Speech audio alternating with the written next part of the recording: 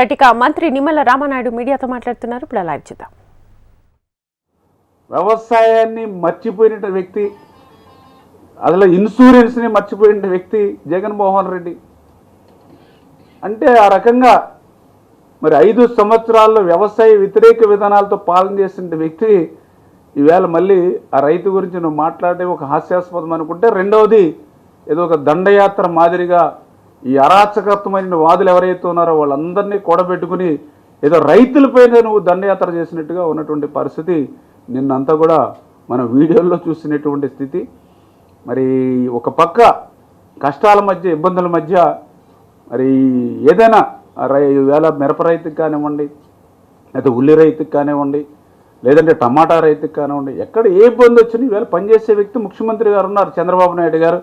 ఆయన వెంటనే రివ్యూలు చేస్తూ ఉంటా ఉన్నారు, మంత్రులతో మాట్లాడుతూ ఉన్నారు, అధికారులతో మాట్లాడుతూ ఉన్నారు, కేంద్రంతో మాట్లాడుతూ ఉన్నారు, కేంద్రం సహకారం తీసుకుంటూ ఉన్నారు. మరి వారికి తోడుగా పవన్ కళ్యాణ్ గారు పనిచేస్తూ ఉన్నారు. ఈవేళ ఈ రాష్ట్రానికి అదృష్టం నరేంద్ర మోడీ గారు ప్రధానమంత్రిగా ఆయన సహకారం అందిస్తూ ఉన్నారు. అంటే నువ్వు చేసినటువంటి విధ్వంసానికి ఈవేళ రాష్ట్రం బలైపోయినటువంటి స్థితిలో మళ్ళీ ఇంతమంది మేధావులు కష్టపడి పనిచేసుకుని ఒక్కొక్కటి మేము గాడిలో పెట్టి వెళ్తూ ఉంటే మళ్ళీ రాష్ట్రాన్ని నువ్వు మళ్ళీ ఇంకా వెనక్కి తీసుకుపోవాలనే నీ అరాచకత్వంతో ఈరోజు ప్రతిపక్షంగా నువ్వు పనిచేయడం కూడా చాలా దురదృష్టకరమైన విషయం అని చెప్పి కూడా మరి ఈ సందర్భంగా మీ ద్వారా కూడా తెలియజేసుకుంటూ, అందుకే ఈరోజు ప్రజలందరూ కూడా గమనించాలి. ఎందుకంటే ఇంకా 4,000 కోట్ల రూపాయలు పైబడి ఖర్చు పెట్టవలసినటువంటి ప్రాజెక్టు గట్టిగా కష్టపడి చంద్రబాబు నాయుడు గారు అంటే వ్యక్తి పనిచేస్తే 2 సంవత్సరాలు పట్టేటువంటి ప్రాజెక్ట్ని జాతికి అంకితం చేసి మరి వెలుగొండ నీరును ఉపయోగించుకోవట్లేదని అసత్యాల అబద్ధాలు ఏ మాదిరిగా అయితే చెప్తూ ఉన్నాడు. ఎందుకంటే నేను మళ్ళీ క్లియర్గా చెప్తూ ఉన్నా, నేను చెప్పిన దాంట్లో ఏ మాత్రం అబద్ధం ఉన్నా అసత్యం ఉన్నా నన్ను ప్రశ్నించవచ్చు జగన్మోహన్ రెడ్డి గారు. చాలా క్లియర్గా నేను జగన్మోహన్ రెడ్డి గారు చెప్తూ ఉన్నా.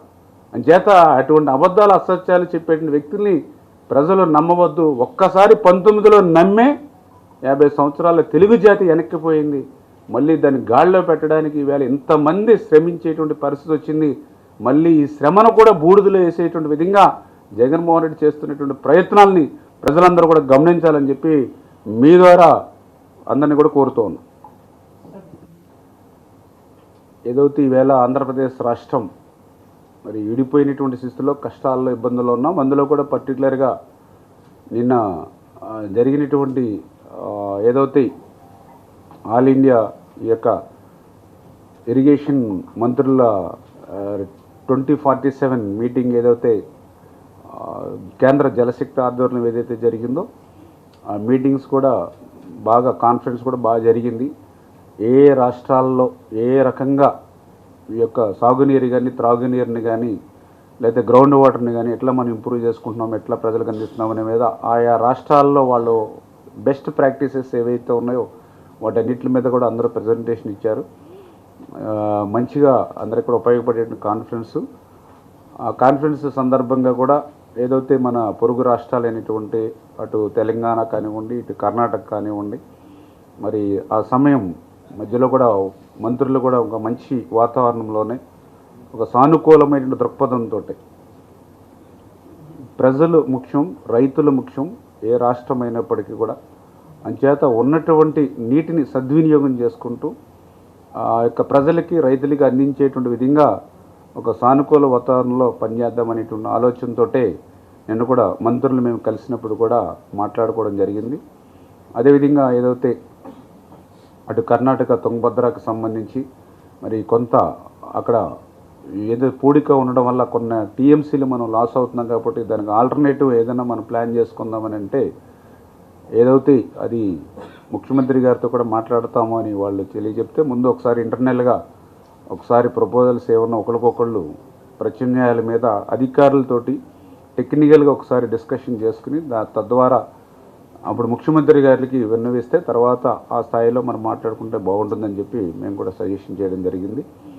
అదేవిధంగా ఏదైతే ఇప్పుడు కృష్ణా వాటర్ ఏదైతే ఉందో మరి ఆ కృష్ణా వాటర్ను కూడా సద్వినియోగం చేసుకోవాలి అని ఏదైతే మన ఆంధ్ర తెలంగాణ ఎవరైతే ఉన్నారో ఖచ్చితంగా ఉన్నటువంటి నీటిని అంటే ఇప్పుడు నాగార్జున సాగర్ కానీ శ్రీశైలం కానీ ఏదైతే రిజర్వాయర్స్లో నీరుందో వాటిని కూడా రేపు మనకి జూన్ నెల వచ్చేంత వరకు, అంటే నెక్స్ట్ సీజన్ వచ్చేంత వరకు కూడా మళ్ళీ ఇటు సాగునీరుకి కానీ త్రాగునీరుకి కానీ ఇబ్బంది లేకుండా ఇరు రాష్ట్రాల అధికారులు కూడా సమన్వయం చేసుకుంటూ ఆ నీటిని అందించేటువంటి విధంగా కూడా ఒక ప్రణాళికాబద్ధంగా వెళ్దామని చెప్పేసి కూడా నిర్ణయం తీసుకోవడం జరిగింది. అందులో భాగంగా మేము కూడా చెప్పడం జరిగింది, ఏదైతే మేము దిగువన ఉన్నటువంటి రాష్ట్రం, మేము మరి ఏదైతే సీజన్ స్టార్ట్ అయినప్పుడు ఈ ఒక్క సంవత్సరం ఉన్నటువంటి నీటిని దృష్టిలో పెట్టుకోకుండా గత 5-10 సంవత్సరాల నుంచి వచ్చేటువంటి నీటిని కూడా కృష్ణా నదిని దృష్టిలో పెట్టుకోవాలి. ఎందుకంటే ఏదైతే అటు ఆల్మట్టి, మరి నారాయణపూర్, జోరాల ఇవన్నీ నిండితేనే కానీ మరి ఇటు కిందకి నీరు రానిటువంటి పరిస్థితి ఉంది.